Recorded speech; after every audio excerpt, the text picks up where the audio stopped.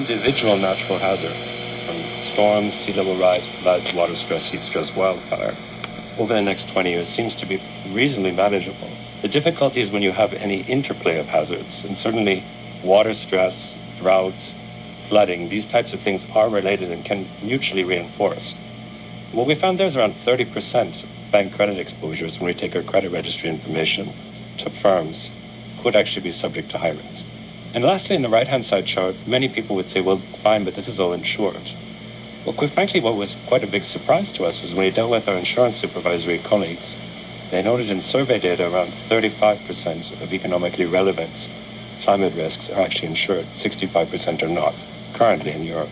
During the debate, he pointed out that the transition risk and physical risk also bring 5 new opportunities. What are the best approaches to improve the data landscape related to sustainability and climate risks? So one is the issue of resource efficiency. So processes through innovation, cost savings and the like. Think about buildings, machinery, appliances, transport, mobility. These are areas where banks can make a difference through lending. Second, energy source questions, of course, wind, solar, wave, hydro, these types of issues. Third, of course, products and services, sustainability-linked lending, green lending is alike. Fourth, the idea of markets, so new markets might be there in terms of green bonds, infrastructure. And resilience is this idea that it will be in the long term important to reinforce infrastructure, and that infrastructure lending per se, or infrastructure finance, can also be a key place for banks to play a role.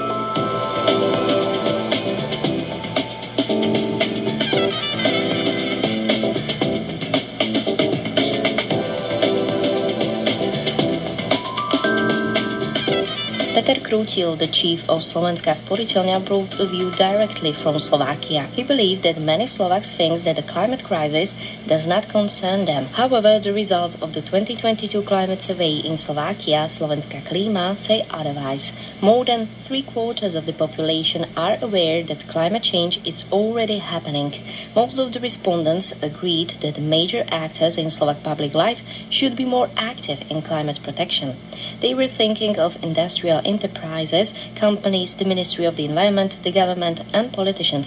In all cases, according to more than 75% of citizens. According to Peter Krútil, the focus for a greener Slovakia should be on infrastructure and investment in transport and energy sectors. We think we are not part of the game because we are too small and there are bigger guys who will solve for us, and we are always only trying to see whom we will follow, what is good for us. And I think this is a big mistake.